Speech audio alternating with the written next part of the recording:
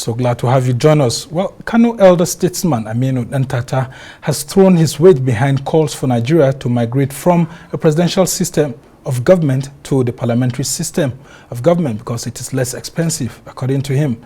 Ntata spoke at his country home in Kano earlier today when he received 60 House of Representatives members advocating for the transition to a parliamentary system. Minority Leader of the House of Representatives, Kingsley Chinda, while soliciting the support of the elder statesman towards the project, said the country will be better off under a parliamentary system of government because there is more accountability under such a system by elected public office holders. Let's listen. Obviously, parliamentary system is better for this country. In the simple words, that it is much cheaper and less cumbersome. Presidential system is very costly and very difficult to manage. So I'm praying Allah should give you the wisdom, should guide you to achieve this marvelous job you have taken to achieve for this country. The 60 people you have now, by the grace of God, you are going to continue to get more and more people to achieve what you are desirous for. The way things are going, everybody is complaining. Nigerians are worried that the cost of governance is skyrocketing every other day, and there is no magic that the president or members of his team can work to cut down drastically this cost. Even where we say we are forgoing all our allowances, you will find out that it's just a drop in the ocean. One of the several solutions to our problem should be to take a system of government that is manageable to our system. Well, that's Honorable Chinda there, who is the House Minority Leader. Well, for more on this, I'm now being joined in the studio by Okoi Obono-Obla, who is a lawyer and former presidential advisor who served as the chairman of the Special Presidential Investigative Panel for the Recovery of Public Property. He was also the acting secretary of the Administration of Criminal Justice Monitoring Committee. And it's so good to have you here. You're also a chief, I think, in Cross River State. Sure. So, ruler. Yeah, traditional ruler. So good to have you here. Happy New Year. Chief Okoi Obono-Obla, thank you so much. Yeah. Well, you are opposed to this parliamentary system of government that has been advocated by these 60 members of the House of Representatives. According to you, based on our experience in the past and based on the current realities, but they are saying within their own claims that between 1960 and 1966, from their own analysis, the parliamentary system worked better for us as a nation. Well, I don't agree with them because if you go back to 1954, 1954 to 1959, particularly 1959 when Abubakar Tafawa Balewa was elected as the Prime Minister of Nigeria. He was a member of the Northern People's Congress, but he was a deputy president. The president was Sir Ahmadu Bello, and Ahmadu Bello didn't want to be in Lagos, so he preferred to remain in Kaduna as the premier of Northern Region. So we had those political parties. In the 1959 election, MPC, as Northern People's Congress, did not win the majority of seats to be able to, produce the prime minister, because under that system, the leader of the party that commands a majority or wins a majority of seats in the election will be elected prime minister. So they couldn't. So they had to enter into a coalition government with NCNC. And that coalition hit the rock. It failed. NCNC pulled out. And then the country was plunged into a period of instability. And that is what guided the Constitutional Drafting Committee that was inaugurated in 1975 by General Murtala Mohammed, who was head of state and commander-in-chief, because their top role General Yakubu Gowon. And when they came into office, one of the things they said General Yakubu Gowon did not do was to come out with a detailed program for transition from military government to civilian government. So they had to come out with a program. And the first thing they did was to inaugurate the Constitutional Drafting Committee that was headed by Chief Ruth Williams, SAN. And when he inaugurated that committee, one of the things he told the members to look into or to study and come out with a recommendation or position was the parliamentary system. So when they did, they found out that the parliamentary system was ill-suited for the country. The country is big, multicultural, multi-religious, multi-ethnic, and all the centripetal and centrifugal forces were at play. So they said, look, that system was ill-suited because like Abubakar Tafawa Balewa, he was from Bauchi. He stood election in his district in Bauchi. So he didn't need to go to Eastern region to campaign. He didn't need to go to Western region to campaign. He didn't need to go to Midwestern region to campaign. Assuming he was known in the Northern region. So, and that is the kind of person that became the prime minister without knowing the country, without everybody in the country participating in his election.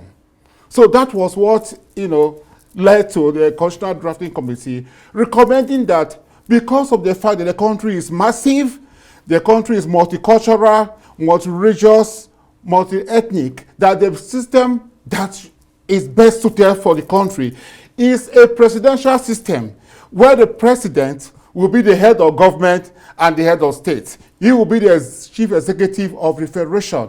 And he has to be elected by at least 2/3 of majority of the Nigerian population. So in other words, the federation, the entire federation is his constituency. And they have to participate in his election. Unlike the parliamentary system, where somebody from one district in Sokoto or Borno or Taraba will be elected, and then he will come to the parliament, and members of his party only, members of his party will now elect him to become the prime minister of the country. That system was instituted. That if we want stability, we should have a presidential system of government, which has proven to be very, very suitable for countries like America. And if you look into the constitution that came out of that process, the 1979 constitution, everything was modeled after the American experience. And that constitution has, the presidential system has helped America, that also has a diversity of Nigeria. Multi-racial, multi-ethnic, and so forth and so on. All the contradictions you have in the Nigerian Federation are found in America. So that is why I think this is a red herring, or it's a diversionary tactics. They should talk about how to revamp the economy. The economy is bad, people are suffering. And they should start with the National Assembly. We can become by camera or unicameral. Let us have one chambers, not 2 chambers.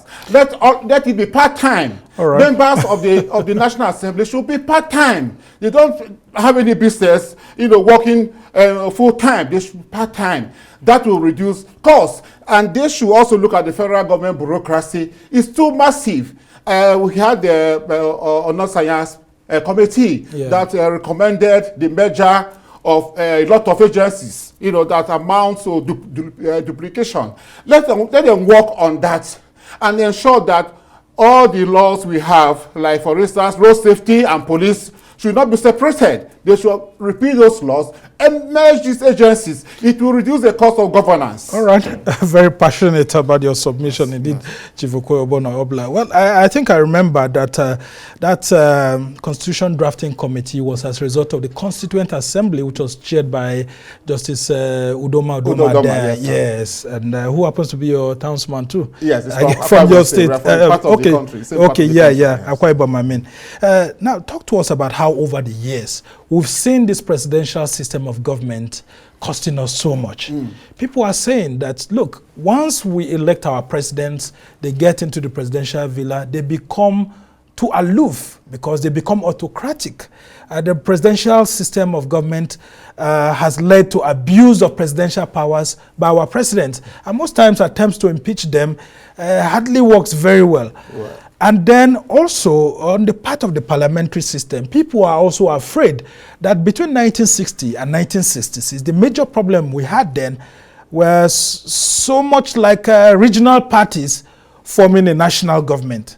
And that if we return to it, there's a likelihood that people go back to their ethnic proclivities. Exactly. More. And you know, how do you react to this? Yes, and you know the country is even more divided. You know, some of the issues that are pulling down the country were not there in the 1960s. In the 1960s, nobody cared the faiths you follow or you practice. Those things were not there. Okay? So if you want us to go back to that system, then the country will become more divided. Yeah, but they said that system was much cheaper than the presidential system we're practicing now. I don't know if that system, if it was cheaper. We are talking about 60 years ago or 70 years ago, because the parliamentary system actually started in 1954. Yeah. So how many years ago? Almost 80 years ago. So 70 years ago. You can compare the times are different. Okay, now we have 36 states. We have the Federal Capital Territory, Abuja. We have 776 local government areas. Then we had only 3 or 4 regions: Northern region, Midwestern region, Western region, Eastern region. As a matter of fact, Midwestern region was created in 1964. So from 1954 to 1964, we had 3 regions. Okay, so now the population has increased almost 100%. We were about less than 100 million. But now we are almost 250 million. I think by that 1966, yes, they said about 55 million. Exactly. We were then. And society has become more sophisticated. I don't think the lack of accountability they are talking about is as a result of members of the National Assembly refusing to do their constitutional responsibility by ensuring that they are watchdogs, constitutional watchdogs, to check the excesses of the executive branch of government, to check the excesses of the judiciary branch of government. That is not what they are. That is not what they are doing. That is why it seems that there is no accountability. There is accountability if all the institutions are working. Federal character, which is to bring about political accountability, make sure that everybody is represented in government. It's not working. Make sure that every part of the country has economic resources.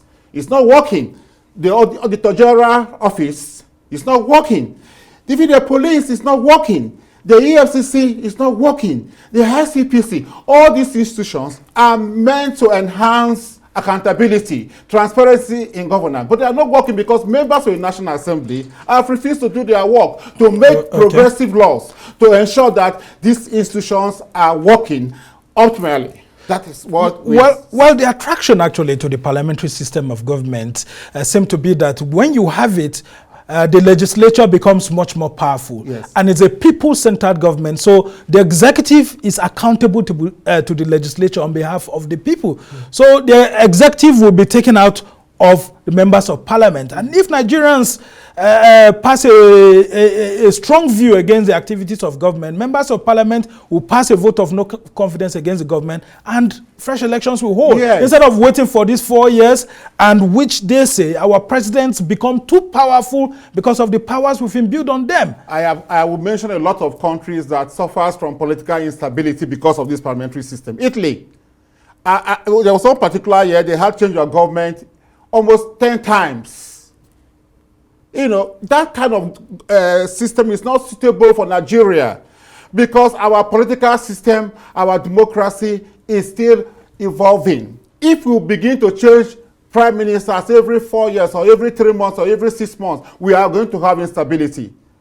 Because a country like Italy, I've mentioned, even UK, you saw what happened maybe 2 years ago, when we had about 3 prime ministers within 2 years in UK. Well, they say that's the beauty of it, because I mean, if a government is not performing, you don't need to wait until after 4 years before you change the government. The government can still perform if the members of the National Assembly are alive to their responsibilities. They can force a president, they can to wherever they want him to go. If what the president does is unconstitutional, they point it out, and they have the weapon of impeachment.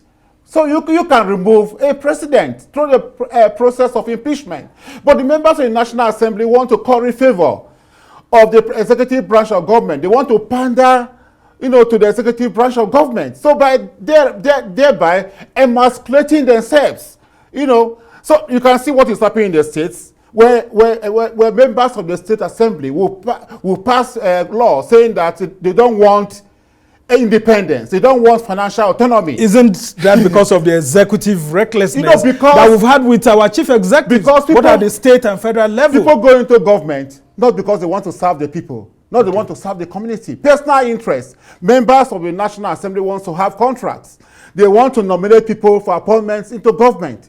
If they face their work, which is basically to make laws, and then also carry out oversight jurisdiction, so that they will expose corruption, inefficiency, maladministration. It's all there. But you see, the oversight functions of the National Assembly has become a process maybe to get something, one or two things from agencies of government that they are supposed to oversight. So the National Assembly actually has failed. Exactly. They have failed. Yes. So if you have a National Assembly that wants to do the proper thing, then they can make the president or the executive branch of government to be accountable. Shouldn't the people also be blamed by electing the same party at the executive and then at the National Assembly? Because people are saying that maybe Nigeria's own presidential system could work better if one party is in charge of the National Assembly and another political party is in charge of the executive. Well, even presently, there has been no time where you have any party commanding 2/3 majority. Even now, the APC doesn't have. They don't have 2/3 majority in the days of PDP. We almost they didn't. we surpassed even then they didn't have. So all the checks are there. You cannot, in a country like Nigeria, a political party to command 2/3 majority in the National Assembly, no matter how powerful that political party is. So all the processes to checkmate the executive branch of government and make it to be accountable are there, but the national for the same set of federal lawmakers are saying that anything that comes from the executive will pass through it will be passed. So that is a problem. So what are we going to do? The Nigerians must have the consciousness, the awareness to elect people who will protect the interests of the country. Okay, not people who just want to go into government, have big cars, have influence. They want to influence the legislature. They also want to influence the executive. They want to influence the political party, wants to influence the judicial branch of government. If we have people who really want to serve Nigeria, let Nigerians elect them. But the awareness is not there. Even the political parties will not even allow people who are committed, people who are brilliant, competent, knowledgeable, independent-minded to go to the National Assembly, to give them tickets to contest election to go to the National Assembly. So that is a problem. So we are all you wanted to be there at some I wanted to be there. They said I was too radical. Yeah, okay. Chief Suited-Obono-Obla, as we try to move on with this conversation, just before we end, the attraction to the parliamentary system of government is that the government will be responsive to public opinion, and then the head of government, there are two different system of governments there. You have the head of state and then the head of government. Now, the head of government can be summoned to the parliament at any time because he's also a product of the parliament, while the head of state, of course, no one will touch that one because it's just a ceremonial position. Now, in the presidential system now, you will see that it's difficult for the Senate or the House of Reps to summon the president every now and then. Under Buhari, they try to do that and the president decides not to go. So don't you think that that's an attraction to these lawmakers? I don't think so. Look at America. Let's go to America. Let's look at the American experience. The members of Congress, sometimes they throw partisanship. They throw it away. If what they are discussing or what they want to do borders on the national interest of the United States of America. That is what we are not seeing. Everybody wants to curry the favor of the president. Everybody wants to curry the the favor of members of the executive branch of government. Even government parastatals, agencies, the members of the National Assembly wants to curry their favor, rather than ensuring that they are accountable, they are transparent, that the money that they appropriate every year for them, the monies are judiciously used. How many? What have we seen? Have we seen any positive result from the oversight jurisdiction of the National Assembly over the years? They say they want to investigate, and then they will start an investigation, and then at the end of the day, nothing comes out. All the issues are compromised. So they are responsible. It is not even the executive branch of government. You don't need to summon the president in National Assembly to do what you have been elected to do.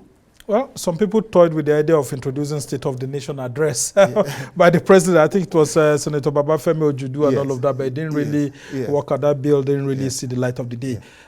Some people are also saying we should try to toy with the idea of semi-presidentialism, just like it's done in France, a fusion between parliamentary and the presidential system of government. How do you think that could also work out, assuming this parliamentary system is not adopted or accepted by the National Assembly? Remember, if you remember very well, when General Bashar was in office and they were trying to toy with the system of government that is suitable for Nigeria, some people came up with that idea that we should have a midway. The French system is actually a presidential system. But in the difference is that they have a prime minister. The prime minister is the head of government. And then there is a president too, who appoints the prime minister. So that is the difference. I don't think there's anything wrong with the presidential system. What is responsible for the high cost of governance is not the presidential system itself. It is because the members of the National Assembly have refused to do their work. Well, they reject that. They say it's because the president is too powerful. No. They send invitations, they do several things, they send bills, he chooses not to sign. No. And so if something needs to be done about that. Says, I will not sign this bill. The members of the National Assembly have the power to pass that bill into law. It's there. Very well. Yes, but they don't exercise all those things, all those provisions of the Constitution. Because the president has several pegs at his control to which he uses. Because they want to benefit from the pegs. So that depends compromising their position. So if they want to be lawmakers, they should do the work of lawmaking and try to be independent. Let them forget about getting patronage or pandering to the executive branch of government or to the agencies of the executive branch of government. So they are the responsible for what is happening. Look at the allowances they are taking home, which is outrageous as compared to the poverty in the country. They are taking outrageous, buying SUVs, new SUVs. It's not necessary.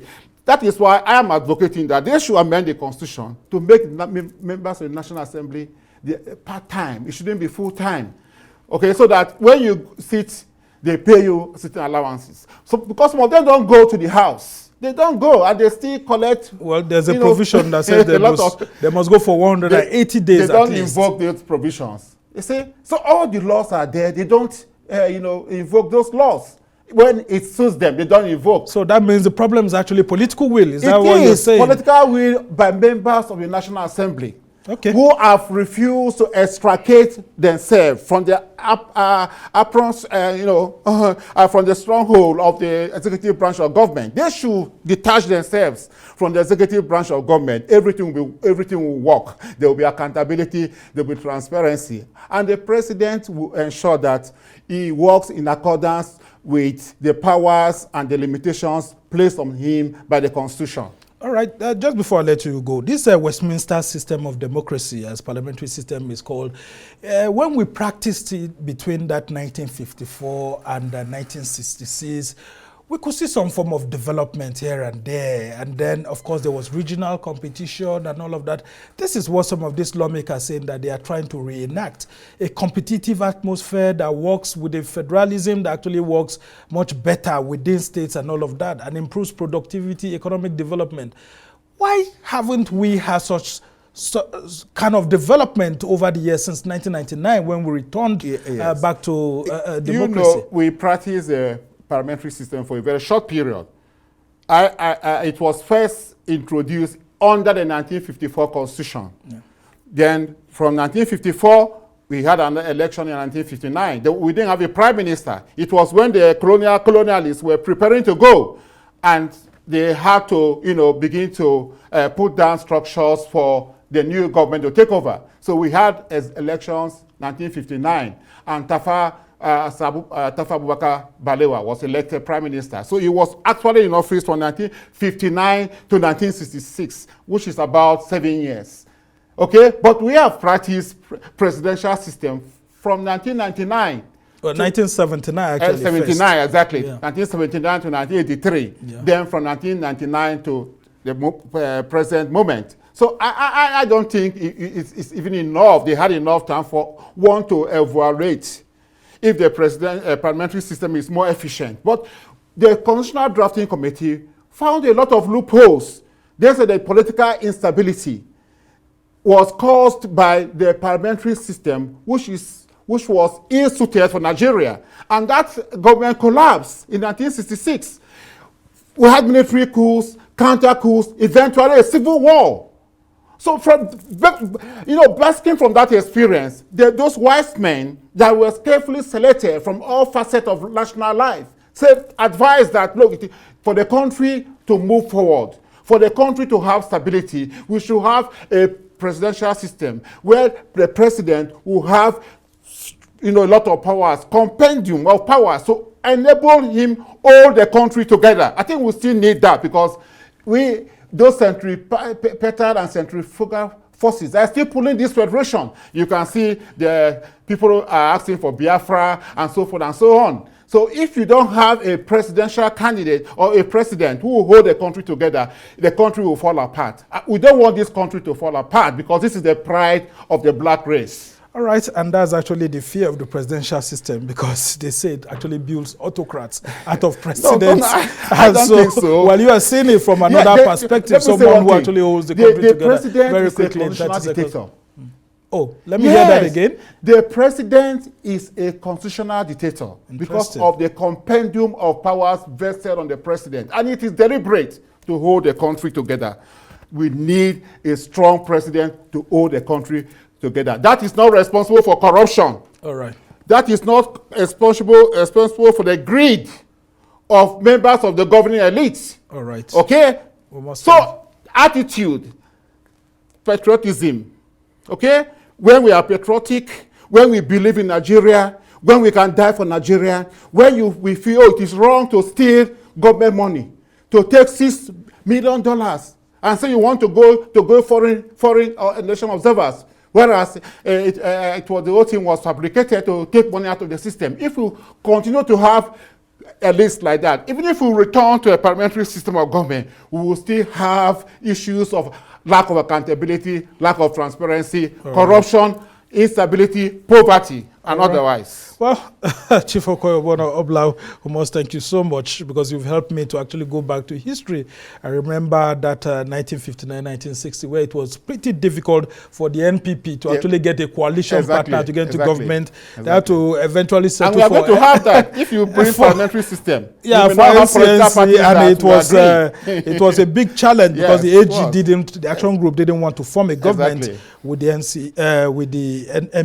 MPC then.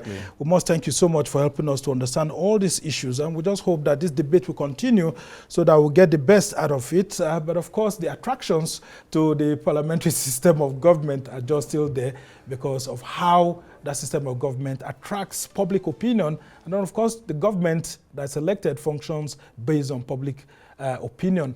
Well, we are watching to see what happens. We must thank you so much.